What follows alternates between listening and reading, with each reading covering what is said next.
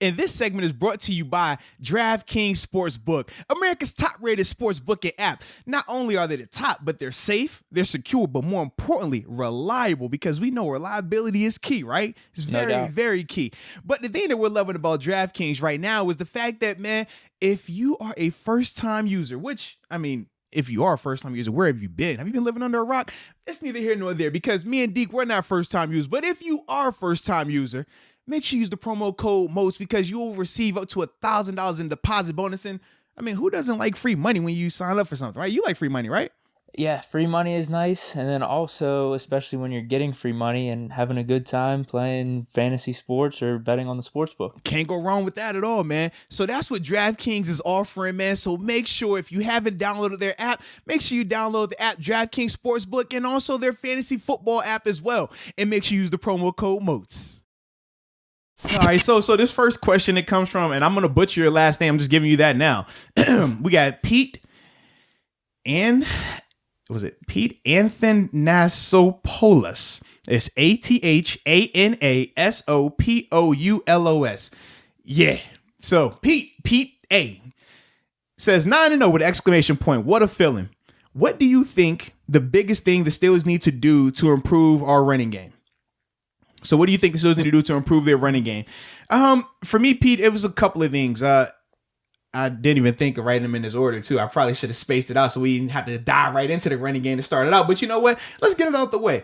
I think it's a couple of things. Number one, I questioning our personnel at this stage in their career. Are they capable of the power running scheme? And when we talk about the difference between a power scheme versus a zone scheme, is power scheme is when it's man on man. We're just saying our guys are better than your guys. They should be able to physically move you off the ball. Think Le'Veon Bell, right? Why he was so successful.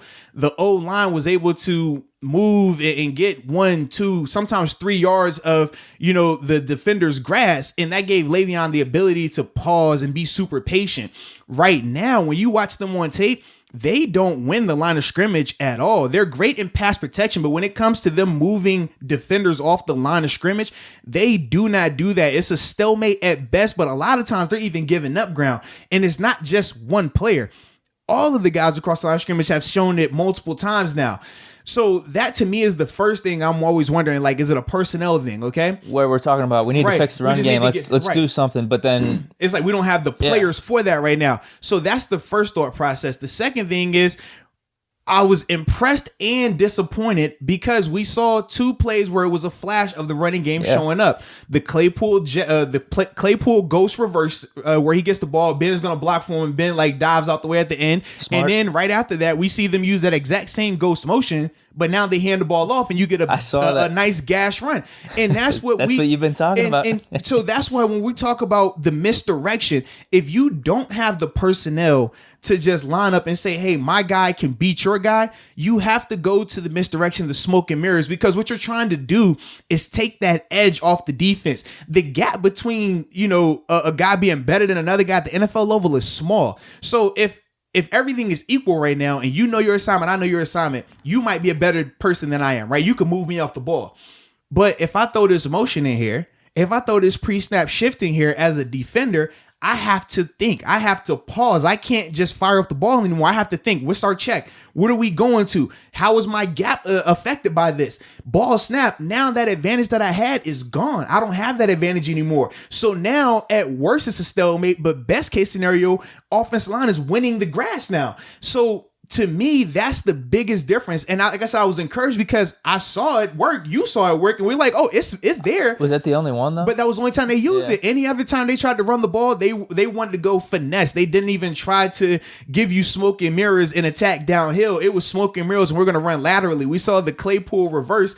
I'm getting sick of this. I'm not going to lie. Well, now it's to the point where they've done it so much. And we do it 4 or 5 times a game. I know exactly what's happening. So if you're going to do that, you have to window dress it. So you can start out Claypool out wide, condense the formation, go from a 2x2 set to a condensed tight 2x2 set. You can do that. But when you come out there and you align in a condensed 2x2, I see Chase Claypool right here and Derek Watt on the other side. I don't even have to know football to know that Chase is getting the ball, not Derek Watt. If they give Derek Watt that ball on a reverse the other way or anything like that, I'm not even losing sleep over that. But It's things that they're doing in that standpoint. And that's why for me, when we talked about early on in the year, and I was like, man, I don't think you blame coordinators for some of that stuff. That right there is a coordinator issue. When you talk about the window dressing, when you talk about, all right, we need to figure out how to create a effective running game, that's on the coordinators. They have to understand that, hey, we have our success historically this season.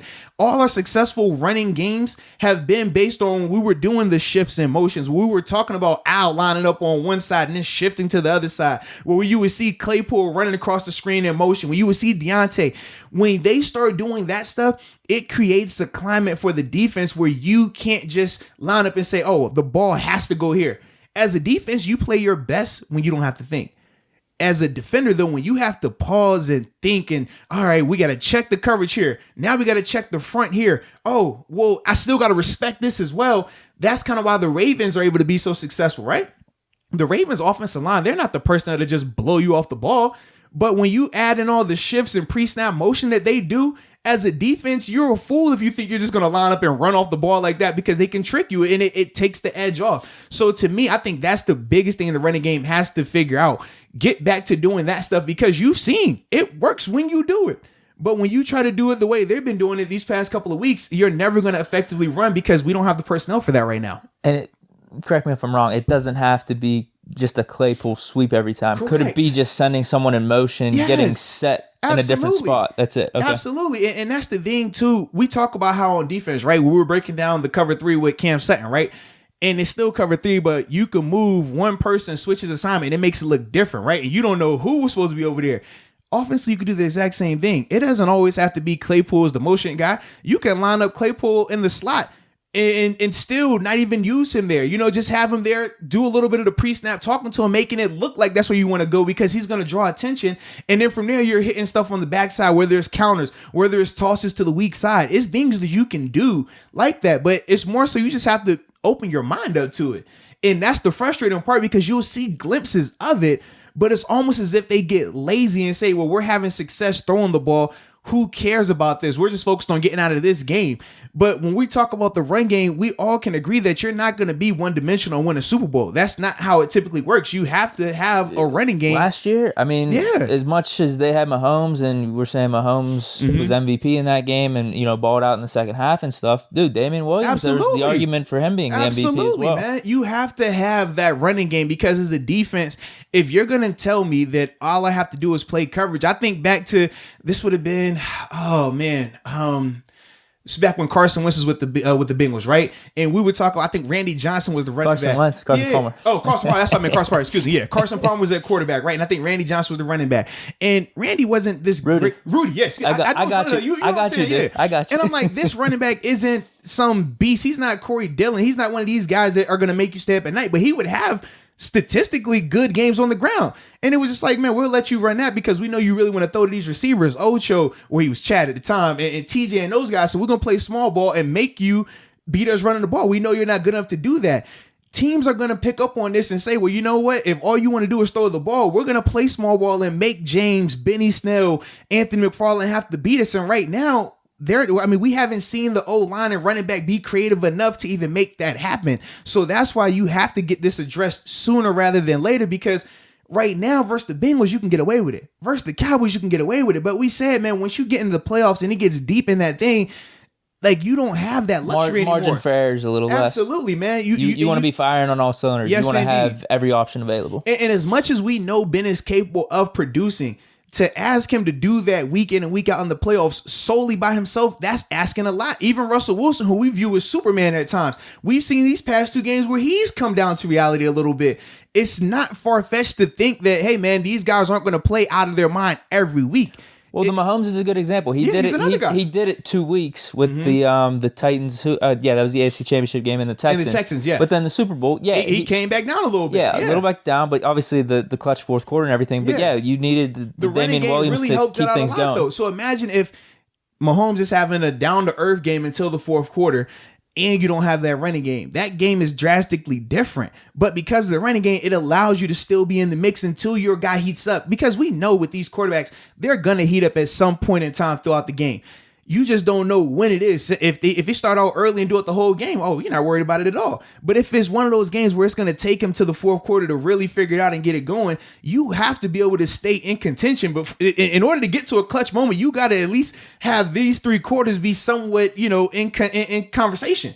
And right now, we're not having enough of a running game to even put us in a situation where if Ben were to have a bad game, something's off. Right. And right now, like I said, we've been able to get away with it. But it's going to happen eventually. So what are we doing to prepare ourselves for that so that way it doesn't kill us in one of these games? Yeah, because I was getting frustrated in the second half whenever, and this is aside from the sweeps, I'm getting sick of those play calls. But when it works, you're like, all right, whatever. Right. But then it's been like 4 or 5 times.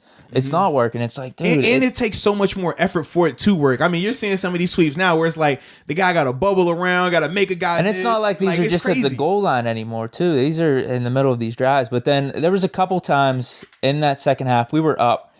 And then I just felt like it was so predictable. I don't know if it's just hindsight being 2020, run, pass. And I was like, dude, if we're just going to do this, let's pass it all 3 downs. Yeah. I get the standpoint of like, let's try to get the running game going because we just talked about it. That's going to be beneficial down the stretch. But, man, in the middle of a game, I just don't like that. I don't like just giving up downs. I agree, man. How are we going to figure out the run game? And it just goes back to everything you're saying. Is it a personnel thing? Should we be doing more of these motions and just calling people out of their positions, going across the field and stuff?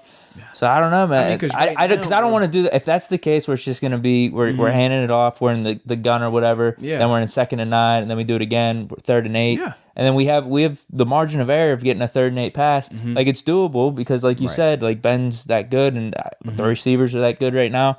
But I don't want to keep doing that. Yeah, and we could do it yesterday because we were up so much in the game. And that's why I said, to me, that is what falls on the coordinator, because you have to see that. All right, from a personnel standpoint, us trying to just dominate line of scrimmage is not happening. We're seeing guys trying to pull. They're not even being able to get around to pull because they're getting picked off on the front side by the penetration. You're seeing tackles blown back, guards blown back, centers blown back. You're like, how can we even run some of the plays that we've become famous for in terms of some of these elongated counter runs that we got so accustomed to seeing James Conner and Le'Veon Bell run? We can't even get those run now because to the front side, they're giving up too much ground. These longer developing runs, they work well when you can go and run it downhill. But if you're not getting that penetration on the front end of the block, then you don't even have the luxury of running it downhill. Instead of it coming downhill, it becomes a lateral play. Or in some cases, they're even giving ground to get outside. And it's like, man, that's a recipe for disaster, especially when you're thinking the backs we got too. NFL defenses are fast enough to go sideline to sideline with you. We don't have, even Anthony McFarland, he's not Chris Johnson in terms of, he could put a foot in the ground, get outside, and then still outrun everyone else. He hasn't shown that ability yet either. So you understand the significance of these guys being downhill players. And until the coaching staff gets more creative, it's going to continue to look like that. And that's the frustrating part because they are too talented to be one-dimensional right now. Way too talented for that, man. Yeah. Well, what was interesting is we didn't have McFarland yesterday either because we were talking about, like, are they intrigued with McFarland? Absolutely. Is he going to get more snaps here? Was it the illness? That's all it said. It wasn't. There was no COVID list. There was nothing. It was just illness. He was illness. The assistant offensive line coach is on the COVID list now. So I'm just like, all right, okay. I do like the fact, though, that at least this time with the illness, they said we'll sit the guy instead of what happened last week with Vance, where it was like, oh, illness, let him play. He's all right. So learning. Good. All right. So our second question. Ready for this one? Okay. I think I can say this name. Jonathan. Early.